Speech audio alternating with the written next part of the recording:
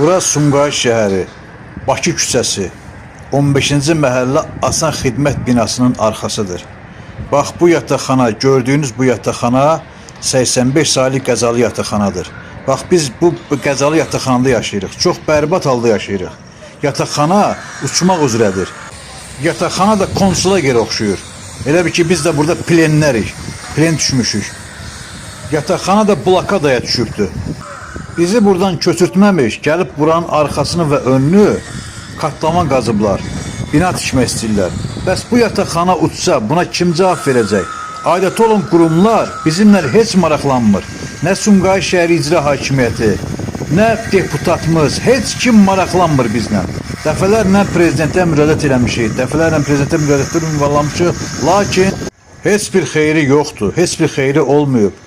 Biz 21-ci əsrdə yaşayırıq. Belə yerdə vətəndaş yaşamaz, belə yerdə vətəndaş mı yaşayar?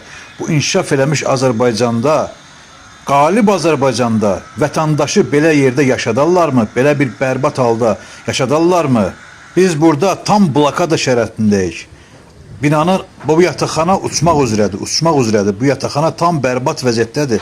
Bu qəzalı yataqxanada yaşaya bilmirik artıq. Qorxa-qorxa yaşayırıq bu yataqxanada. Yataqxana hər an uça bilər deyənə çox narahatıq. Belə yaşayış mı olar? Belə həyat mı olar?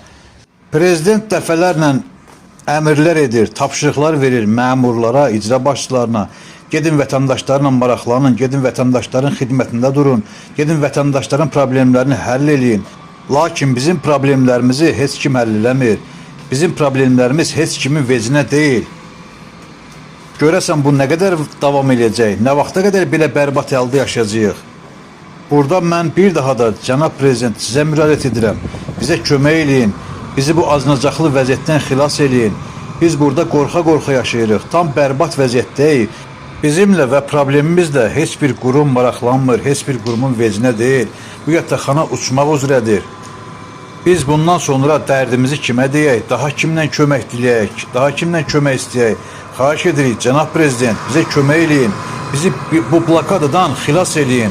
Tam bərbad halda yaşayırıq. Bu yaşadığımız bu yataqxananın arxa və ön hissəsini katlavan qazıblar. Yaşadığımız bu yataqxana da qalıb ortada, iki katlavanın ortasında. Çox bərbad vəziyyətdəyik. Bu yataqxana uçmaq üzrədir. Cənab prezident, bizə kömək eləyin. Bizim problemimizi həll olunmasında əmr verin əlaqədar qurumlara, icra hakimiyyətinə, aidiyyəti olan qurumlara.